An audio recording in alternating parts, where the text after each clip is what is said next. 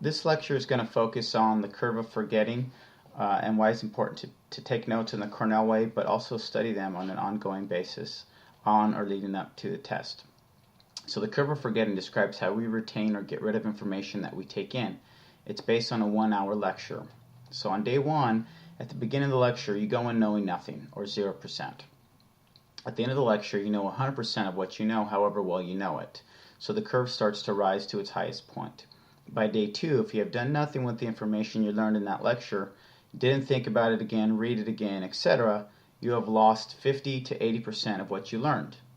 Our brains are constantly recording information on a temporary basis. Scraps of conversation heard on the sidewalk, what people in front of you was wearing, etc. Because this information isn't necessary, it doesn't come up again, our brains dump it off. So by day 7, we remember even less.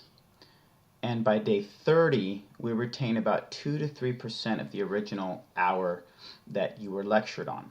So this coincides with, midterm exams and may account for feeling as if you've never seen this before in your life when you're studying for exams. You may need to actually relearn it from scratch.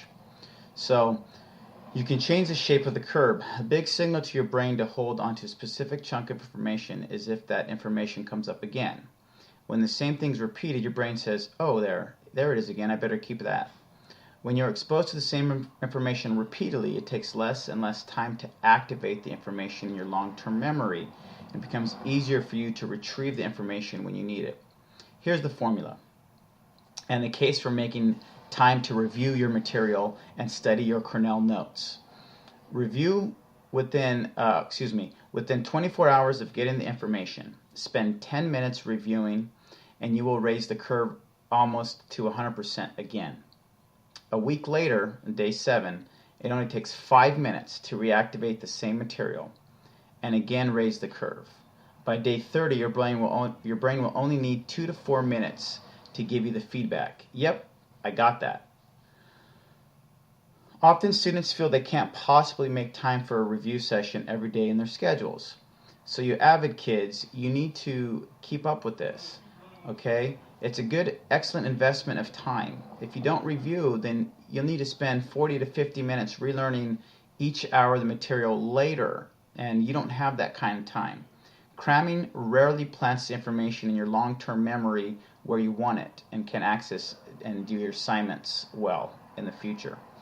So depending on your course load, the general recommendation is to spend half an hour or so every weekday and 1.5 to 2 hours every weekend in review mode.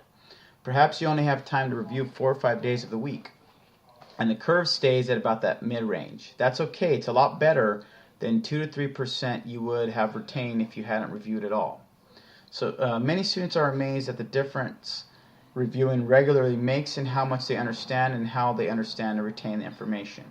It's worth experimenting for a couple weeks just to see if it makes a difference. So you avid kids, that's why it's important to continually study your notes and review them on a daily basis. So you're saving yourself time later and an ongoing review.